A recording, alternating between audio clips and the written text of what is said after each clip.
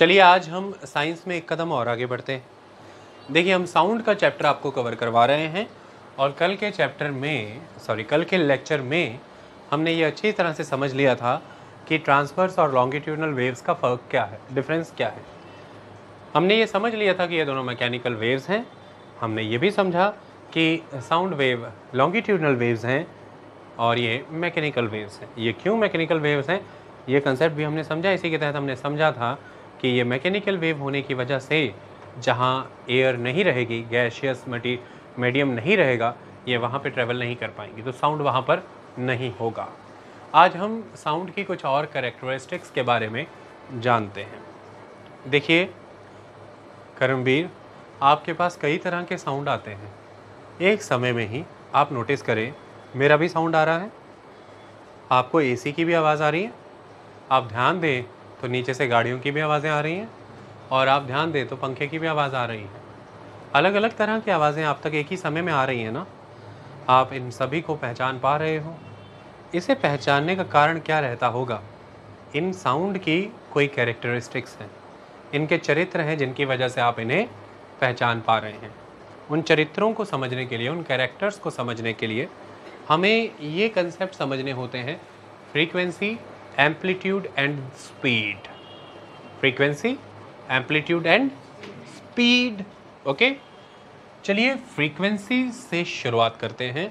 बहुत सी चीज़ें यहीं से समझ आ जाएंगी। फ्रीक्वेंसी क्या होती है? अगर मैं बात करूं सिमरन, जैसे सपोज करें सिमरन, फ्रीक्वेंसी के रूप में अगर मैं कुछ बातों का ध्यान दूं, जैसे सिमरन सपोज कीजिए कि 10 सेकंड का समय है मेरे पास और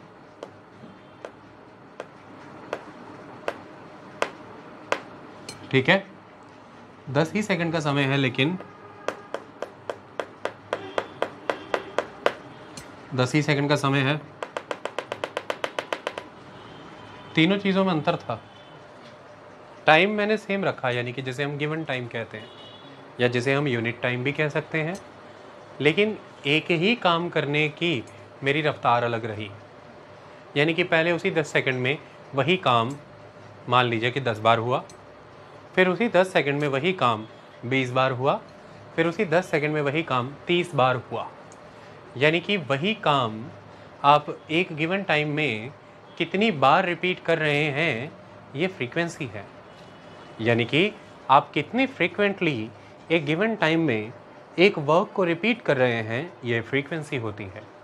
ओके, इसका एक कोई लाइव उदाहरण दो करण, दे सकते हो अपने जीवन में।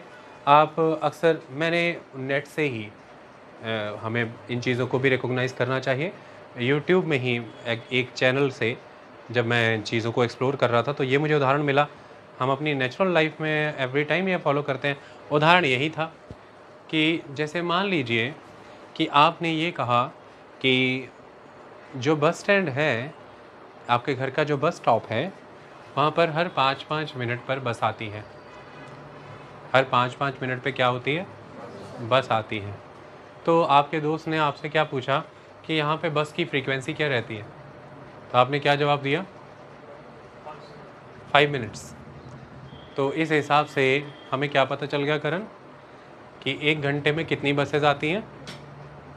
12।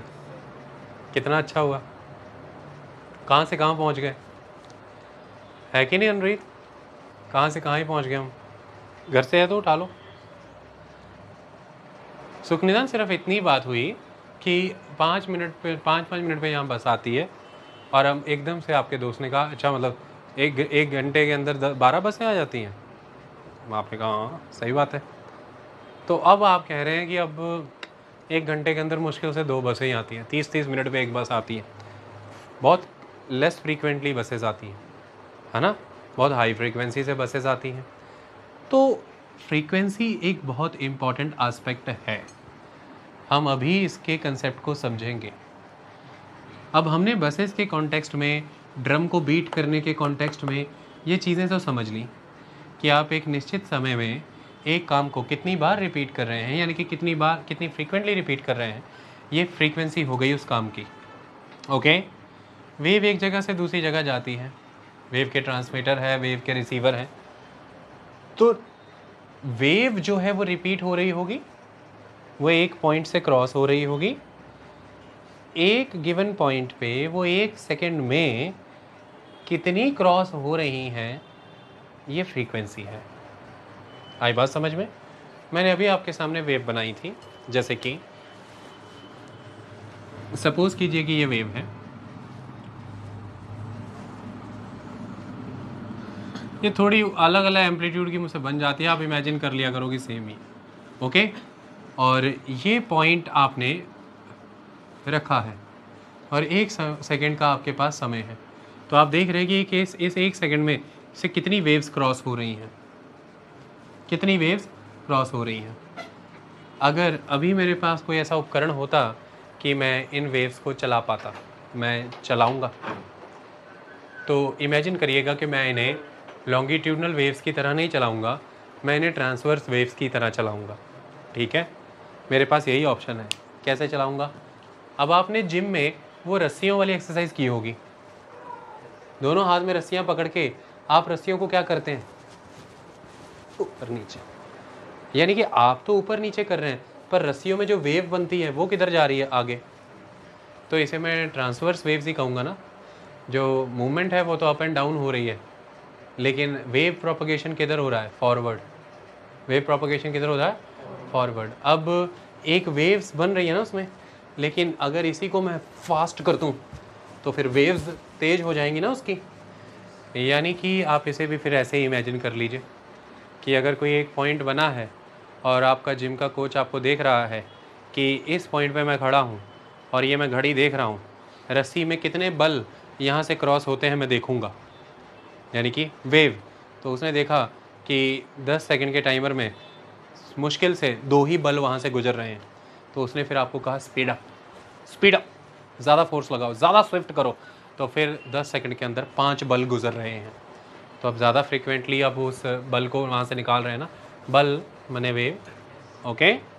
तो इसको अब आप चला दीजिए, सपोज़ कीजिए ये आगे की ओर चल रही है, तो इस एक पॉइंट से ये इस रफ्तार से चल रही है, लेकिन इसी पॉइंट पे ये इस रफ्तार से चल रही है। तो एक पॉइंट से एक गिवन टाइम में कितने नंबर ऑफ वेव्स गुजर रही हैं, ये वेव फ्रीक्वेंसी होती है। ये क्या होती है? वेव फ्रीक्वेंसी होती है, ओके। हाई फ्रीक्वेंसी और लो फ्रीक्वेंसी, ये दो कंसेप्ट्स हमारे पास होते हैं।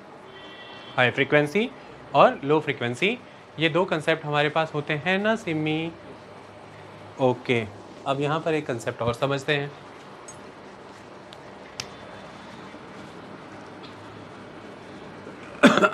अगर सिमी मैं आपके सामने ये कंसेप्ट रखूं कि ये पेंडुलम है और ये उसका बॉब है, और इस पेंडुलम का मैं टाइम पीरियड ऑफ वाइब्रेशन यानी कि time period of oscillation count करना चाहता हूँ, तो वो क्या होगा? ध्यान से देखें। सपोज़ कीजिए आप बॉब को पहले इस दिशा में लेके गए, है ना, अब बॉब इस दिशा में है। एक्चुअली में ये एक एक्सपेरिमेंट भी है फिज़िक्स का जो हमने पीछे चैप्टर किए। अगर कोई यहाँ पर बॉब लटक रहा है, आप अपने हाथ से पकड़ के उसे पीछे की ओर लेके जाएं, आपने उसकी पोजीशन को बदला है तो उसमें पोटेंशियल एनर्जी है। आई बात समझ में? और आप अगर पूरी मेहनत के साथ ये कोशिश करें कि आप इसे थोड़ी भी कोई इनिशियल वेलोसिटी ना दें, ऐसा कर पाना वैसे मुश्किल होता है, लेकिन अगर आप ऐसा कर पाए कि आप इसे लिटरली ऐसे छोड़ दें, तो अब ये जाएगा। और बड़े बड़े प्रोफेसर ऐसे एक्सपेरिमेंट्स करके दिखाते हैं कि ये जहाँ से छोड़ा है वहीं आके रुकेगा वापस। आई बात समझ में? आपको हिट नहीं करेगा, क्योंकि एग्जैक्ट उसमें उतनी ही काइनेटिक एनर्जी है जितनी आपने उसमें पोटेंशियल एनर्जी डाली थी, ओके। तो आपने उसमें कोई भी और एनर्जी अपने एक्ट के द्वारा, अपने वर्क के द्वारा डाली ही नहीं, तो आपने उसे कोई थ्रस्ट नहीं दिया। तो पोटेंशियल एनर्जी हम स्टोर करते हैं, चीज़ों को पीछे ऐसे ले जाते हैं, यहाँ से छोड़ते हैं, तो उसमें काइनेटिक एनर्जी आती है कि नहीं सिमी? पोटेंशियल और काइनेटिक एनर्जी का ये अच्छा संबंध है कि नहीं? बहुत अच्छा संबंध है बेटा, दिस इज़ वेरी गुड संबंध, क्योंकि इसका प्रयोग बहुत ज़बरदस्त होता है। जानते हो क्यों? जितनी ज़्यादा पोटेंशियल एनर्जी दोगे उसे, जितना ज़्यादा चेंज ऑफ पोजीशन की वाया, उतनी भयंकर काइनेटिक एनर्जी होगी, और उस काइनेटिक एनर्जी के साथ जब वो इम्पैक्ट करेगा तो बिल्डिंग के 2 माले तोड़ देगा। ओके, तो बिल्डिंग तोड़नी है तो विचार करना पड़ेगा कि कितने साइज़ का बॉब लेना है, उसकी डेंसिटी कितनी चाहिए, वो कितना हैवी होना चाहिए, यानी कि उसकी डाउनवर्ड एक्सर्शन ऑफ फोर्स कितनी होनी चाहिए, यानी कि वेट, और उस वेट के आर्टिकल को हमने कितनी हाइट तक लेकर के जाना है, कितनी की पोजीशन चेंज करनी है उसकी, और फिर उसे वहाँ से छोड़ना है, तो फिर उतना ही इम्पैक्ट देगा in the form of kinetic energy. तो अब यहाँ पर आप बॉब ले आए हो, है ना। तो अगर मैं अब इसका टाइम पीरियड निकालना चाहूँ तो पहले तो ये भी काउंट होगा ना, ये मूवमेंट। अब ये बॉब अपनी मीन पोजीशन से यहाँ आया, इस मीन पोजीशन से ये यहाँ आएगा ना, ये बॉब वापस इधर को आएगा ना, है ना, और फिर ये वापस यहाँ आकर के रुकेगा ना, वापस से अपनी पोजीशन पे आके। तो मीन पोजीशन से forward, then backward, then on the mean position back. तो this is 1, 2, then 3। This is the time period of one oscillation. This is the time period of one oscillation. आई बात समझ में? एक ऑसिलेशन का ये time period है।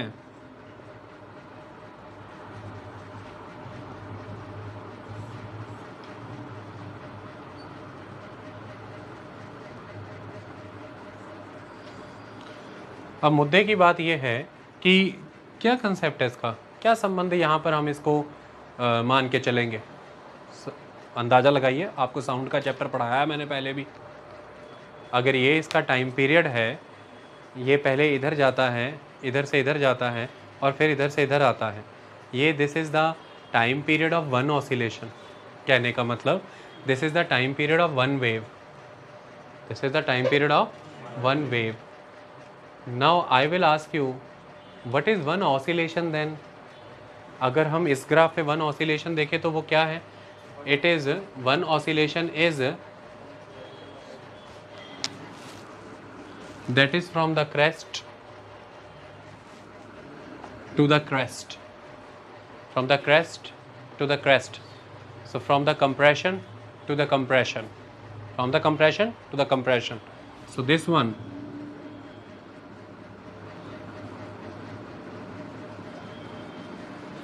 this one is the one oscillation. So half of this,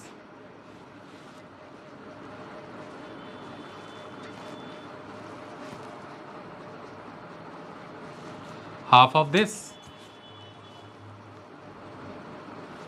half of this, half of this, this is one compression.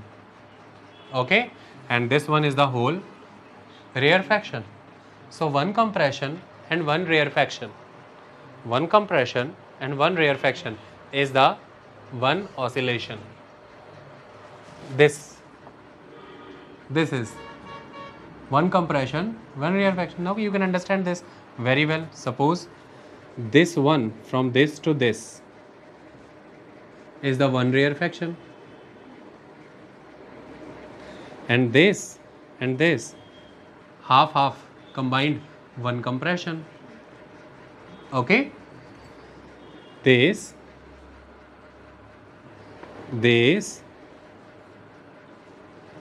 joint, that is this, one compression, and this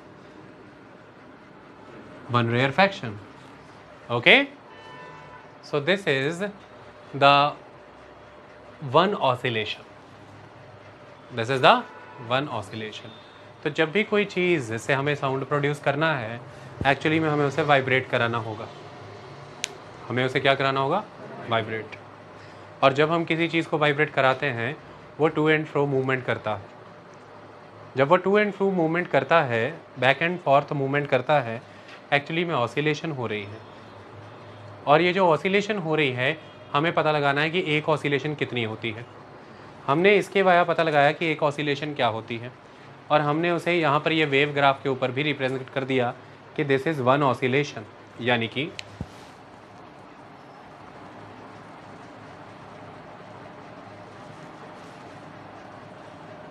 this is one oscillation. Okay, अब इसको दूसरे manner में अगर देख लें, एक compression और एक रेयरफैक्शन, तो this is one oscillation. Okay, तो इस मैनर में इसको अंडरस्टैंड करें कि ये एक ऑसिलेशन होती है। बात समझ में आई सिम्मी? एक ऑसिलेशन का कहने का मेरा मतलब क्या है? What do you mean by the एक ऑसिलेशन? एक ऑसिलेशन जिसमें उस ट्यूनिंग फॉर्क के द्वारा की गई वाइब्रेशन के दोनों वर्जन्स अवेलेबल हैं। जैसे उदाहरण के स्वरूप आपके कान में पर्दा है, एटमॉस्फेयर से जो भी कोड बन के आएगा गैसियस का, वो पहले आपके कान में pressure oriented region, high pressure high density region आपके कान में एंटर करेगा एयर का, due to the compression of the column. तो आपके कान के पर्दे को अंदर की ओर ढकेलेगा। कहाँ ले जाएगा? अंदर की ओर। और इसके सक्सेशन में कंप्रेशन के इस कॉलम के एग्जैक्ट बाद रेयरफैक्शन का कॉलम आएगा। तो अब आपके कान के पर्दे से एकदम प्रेशर रिलीज होगा, क्योंकि रेयरफैक्शन का कॉलम आ गया कंप्रेशन के कॉलम के बाद। तो कान का पर्दा जितनी अंदर गया था, अब वो वापस अपनी मीन पोजीशन से आगे आ जाएगा, वो उतना बाहर को आ जाएगा। तो अंदर और बाहर हुआ तो वाइब्रेशन हुई ना कान के पर्दे में। अगर कान के पर्दे को सिर्फ कंप्रेशंस या सिर्फ रेयरफैक्शंस टकराती तो कान का पर्दा कभी वाइब्रेट करता? कान के पर्दे को जाकर के कान के उस मेम्ब्रेन को कंप्रेशन एंड रेयरफैक्शंस दोनों टकरा रही है, इसलिए वो मेन पोजीशन पे है, वो मेन पोजीशन पे था। जैसे ही कंप्रेशन वाला कॉलम आके हवा का टकराया, अंदर को हो गया, और जैसे ही फिर रेयरफैक्शन वाला टकराया, रेयरफैक्शन वाला इम्पैक्ट में आया तो बाहर को हो गया। तो मेन पोजीशन से कभी अंदर, मेन पोजीशन से कभी बाहर, मेन पोजीशन से अंदर और बाहर जाता है ना, तभी जाकर के एक्चुअल में वाइब्रेशन एग्जिस्ट करती है ना। तो ये जो वाइब्रेशन है ये कम्प्लीटली एक ऑसिलेशन हुई ना, ये एक ऑसिलेशन हुई ना। और इसी वाइब्रेशन को, इसी कंप्रेशन और रेयरफैक्शन के कॉलम्स को मैं वेव फॉर्म में रिप्रेजेंट कर रहा हूँ, मैं वेव फॉर्म में रिप्रेजेंट कर रहा हूँ। तो इसीलिए तो मैं ये कह रहा हूँ कि वेव यानी कि one complete vibration, wave one complete vibration. What is the one complete vibration of the membrane of anything है? दैट इज फर्स्ट आप डिस्प्लेस होंगे अपनी पोजीशन से, और फिर आप डिस्प्लेस होंगे अपनी पोजीशन से, फिर आप मीन पे आएंगे। That is one vibration, that is one oscillation. And what is one vibration? What do you mean by one oscillation? A one wave. A one wave. What is one wave? It is one compression and rarefaction. It is the one wave. So now we have to count how many waves are passing through that point in a unit time. How many waves are passing through that point in a unit time, in a given time. So for that we have to understand the wave first, कि wave किसे compose करती है। आई बात समझ में? So we are counting this. Now delete this.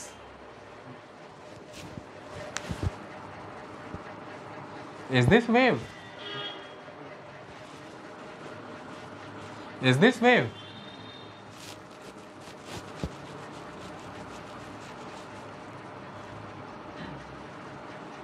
This is wave. This is wave. Okay? So this is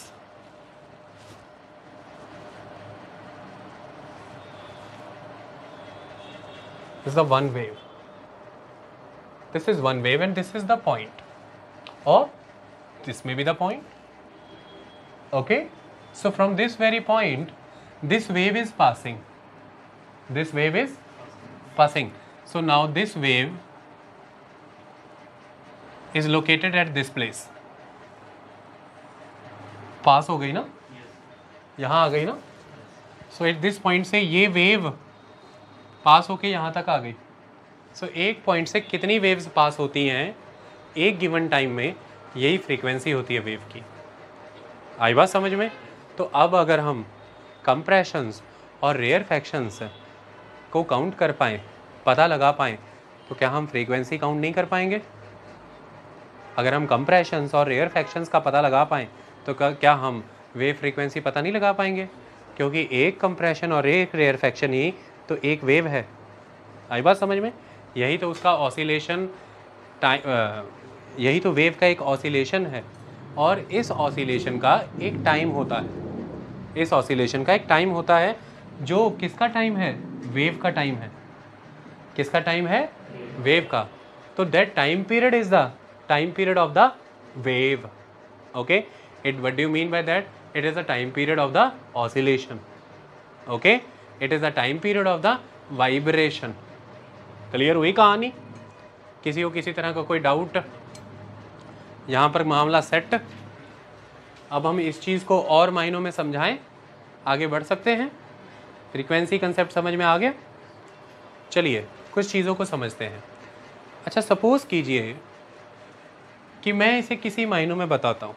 जैसे किसी scientist के नाम पर हमने इसके कुछ यूनिट्स डिसाइड कर रखे हैं। कोई ऐसा ही यूनिट्स तो होने चाहिए ना, और मैंने वो यूनिट्स डिसाइड कर रखे हैं, जैसे कि हर्ट्स, जैसे कि हर्ट्स, और वो ये हैं।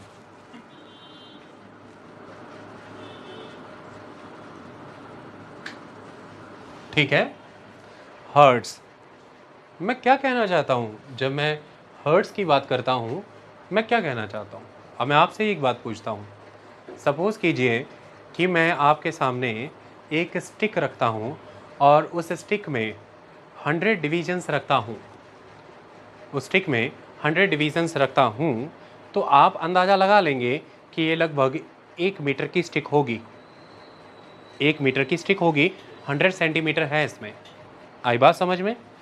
तो एक्चुअली में हमें ये देखना होगा ना कि एक समय में कितनी वेव्स वहाँ से गुजर रही हैं।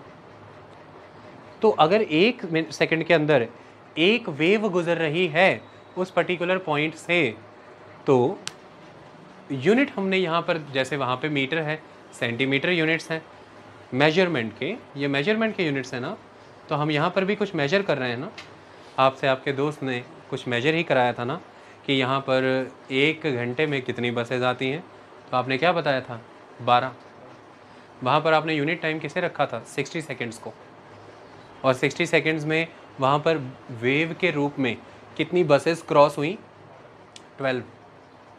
5 मिनट्स के, यानी कि 60 सेकेंड्स, 1 घंटे में 60 सेकेंड होते हैं, 3600 seconds, sorry 3600 seconds. Okay, second इसलिए क्योंकि आगे ऐसा ही यूनिट में हमने सेकेंड का इस्तेमाल करना है, तो उस हिसाब से आपने बांट लिया, क्योंकि 5-5 मिनट पे एक बस आती थी। डन हुई? अब अगर मैं इसे घटाते चला जाऊं तो नंबर घटता चला जाएगा ना। तो इसी तरह से यहाँ पर है, 1 सेकंड में अगर एक वेव क्रॉस होती है उस पर्टिकुलर गिवन पॉइंट से, एक वेव 1 सेकंड में क्रॉस होती है, तो हम कितनी फ्रीक्वेंसी मान सकते हैं? कितनी फ्रीक्वेंसी होगी? 1 हर्ट्स। फ्रीक्वेंसी कितनी होगी? 1 हर्ट्स, क्योंकि उस निश्चित समय में उस स्थान से कितनी वेव्स पास हुई? 1, दैट्स ऑल। तो दैट इज 1 हर्ट्स। आपने कहा ये तो बहुत कम है, ये तो बहुत ही कम है। सिर्फ 1 wave, 1 compression, 1 rarefaction in 1 second, that's it. नहीं, यहाँ से बात नहीं बनी, साउंड बना ही नहीं, कुछ हुआ ही नहीं। तो अब यहाँ पर आप क्या करेंगे?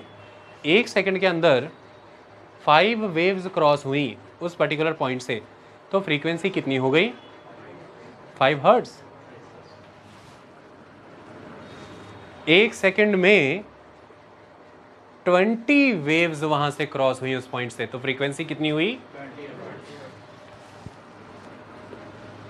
अब जाकर के आपको कुछ सुना, अब जाकर के आपको कुछ सुना, यानी कि एटमॉस्फेयर के इस गैशियस पैकेट में कम से कम इतने के कंप्रेशन और रेयरफैक्शंस तो क्रिएट होने चाहिए। यानी कि 1 वेव में एक कंप्रेशन, एक रेयरफैक्शन था, यानी कि 20 वेव्स क्रॉस हुई हैं, यानी कि 20 कंप्रेशंस, 20 रेयरफैक्शंस क्रॉस हुए हैं, यानी कि 20 कॉलम्स ऑफ हाई प्रेशर और high density and equally 20 columns of low pressure and low density cross हुए हैं।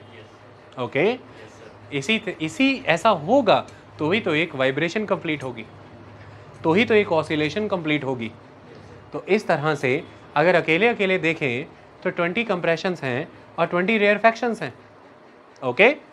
और कलेक्टिवली देखें तो संख्या 40 हो जाएगी, क्योंकि यहाँ पर भी तो जब हमने वेव को देखा था एक कंप्रेशन और एक रेयरफैक्शन, संख्या बल में तो 2 हुए ना, पर हैं ये एक वेव, क्योंकि वेव इन दोनों से मिलके कंप्लीट होती है, ओके।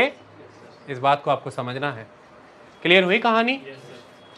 तो जब मैं आपसे ये कहता हूँ, सिंपल सवाल कहता हूँ, एक छोटी सी बात, फ्रीक्वेंसी इज 20 हर्ट्ज, आपके दिमाग में क्या पॉइंट आता है Karambir?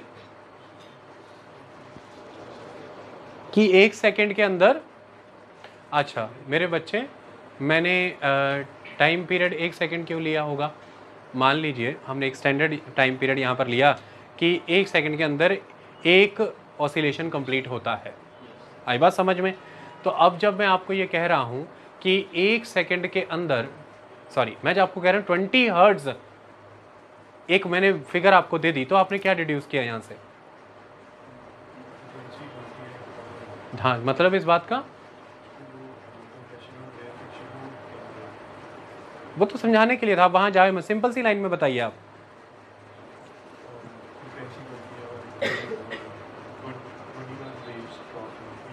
Very good, very good. उस एक पर्टिकुलर पॉइंट से उस गिवन टाइम में 20 टाइम उन्होंने कहा वेव क्रॉस होगी, ठीक है, ऐसा भी कह सकते हैं, 20 वेव्स क्रॉस होंगी, ओके डन। आगे बताएंगे इस फिगर का महत्व। यहाँ से शुरू हो करके इतनी मिनिमम फ्रीक्वेंसी, वेव फ्रीक्वेंसी आपको चाहिए कोई आवाज़ सुनने के लिए। अच्छा अब शायद समझ में आया, ये कल क्यों नहीं सुन रहा था, ये क्यों नहीं सुन रहा था कल? क्या रीज़न हो सकता है सुखनिदान? वेव की फ्रीक्वेंसी क्या होगी? 20 हर्ट्ज से कम, तो इसकी ऑडिबल रेंज नहीं है हमारी, लेकिन इसे कोई सुन सकता है, वो कोई और है, ओके। उनकी भी बात हम कर लेंगे, डन। तो यहाँ से हमने वेव की फ्रीक्वेंसी के बारे में समझा, इस पे कोई दिक्कत, कोई समस्या? अब हमें इससे आपको कुछ कंसेप्ट्स सिखाते हैं, कुछ कंसेप्ट्स बताते हैं। चलिए सिमी देखें, अब आपके सामने मैं कुछ चीज़ें रखता हूँ, आपको मुझे बताना है। इन्हें डिलीट कर दूँ अब मैं? सिमी मैं 2 आपके सामने बनाता हूँ और आप बताना कि मैंने बना क्या दिया। ये बनाने वाले काम जो हैं,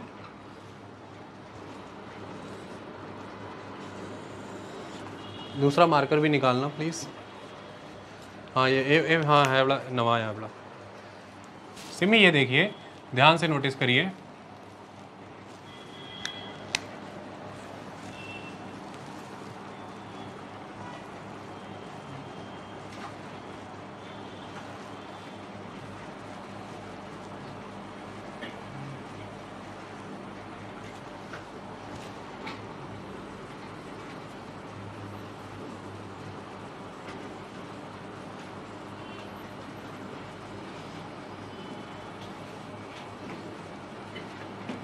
क्या नोटिस हुआ सिमी इन दोनों से?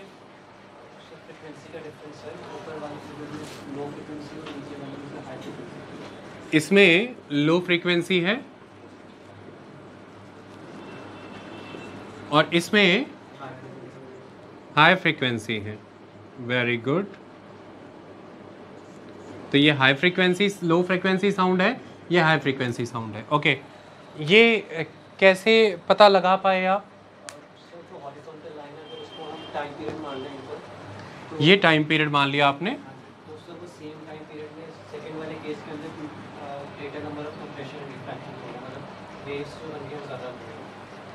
चलो सिमी ने इसको इस तरह से समझा है, इसको हम किसी और मैनर में भी समझ लेते हैं। इसको समझने का तरीका है, अंडरस्टैंड करो।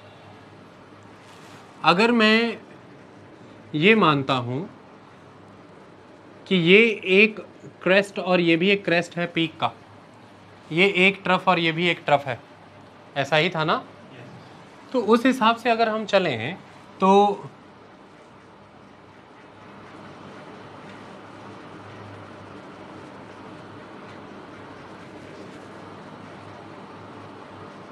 ये समझ में आ रहा है मैं क्या बना रहा हूँ?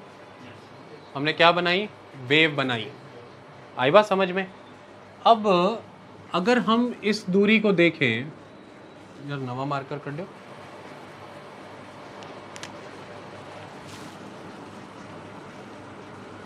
अगर हम इस दूरी को देखें और इस दूरी को देखें तो आपको कोई अंतर महसूस हो रहा है? कौन सी दूरी ज़्यादा है? ये ए वाले ग्राफ में ये दूरी ज़्यादा है, ये दूरी कम है। ओके, हमें क्या समझ में आया यहाँ पर? हमें क्या क्लियर हुआ यहाँ पर? क्या बताना चाहा मैंने दूरी का मतलब? अब बना के बताओ, जैसे वेवलेंथ समझाओ, क्या मतलब है वेवलेंथ? के बीच का डिस्टेंस ऊपर वाली में ज़्यादा है, नीचे वाली में कम है। ये एक कहानी क्लियर हो गई कि ये एक क्रेस्ट है, ये एक क्रेस्ट है, या इसको ऐसे ले लो, ये एक ट्रफ है, ये एक ट्रफ है। ट्रफ के बीच का डिस्टेंस ले लो या क्रेस्ट के बीच का डिस्टेंस ले लो। इस ऊपर वाले में ये ज़्यादा है और नीचे वाले में ये कम है। कंक्लूड क्या हुआ इस बात से? क्या कि दो क्रेस्ट के बीच का डिस्टेंस या दो ट्रफ के बीच का डिस्टेंस लिया, मतलब क्या कहना चाहते हो आप? नीचे वाइब्रेशन ज़्यादा है, ऊपर वाइब्रेशन कम है। ये इस पे तो हम आएंगे अभी। यहाँ पे दो क्रेस्ट का मतलब क्या है? दो वेव्स के बीच में डिस्टेंस लिया आपने, क्या कहना चाहते हो आप? दो वेव्स के बीच का डिस्टेंस। हाँ जी, जब दो वेव्स के बीच का ही डिस्टेंस वेवलेंथ। आप बताइए। हाँ जी, हाँ हाँ,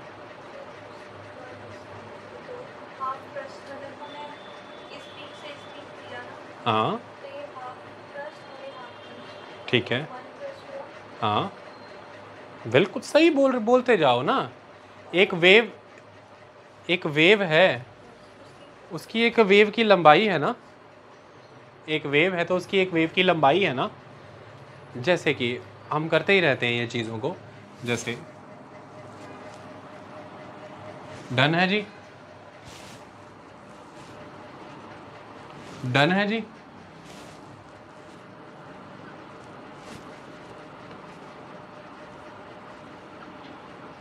डन है।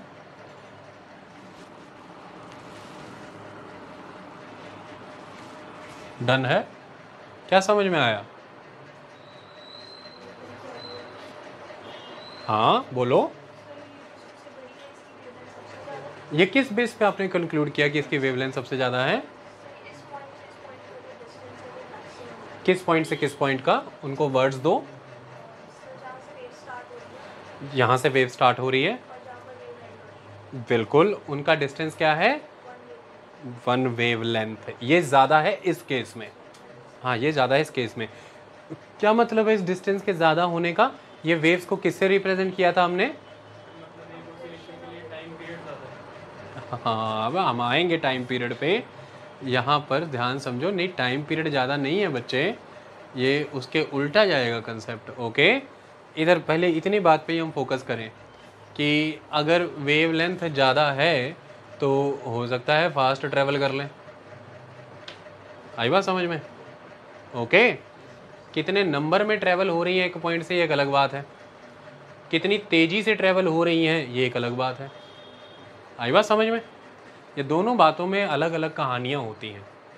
ओके, हाई फ्रीक्वेंसी वेव्स अलग चीज़ है और एक लो फ्रीक्वेंसी वेव एक अलग चीज़ है।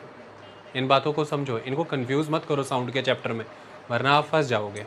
ओके, उस पर हम अभी आएंगे। पहले हम यहाँ पर इसकी बात कर लेते हैं।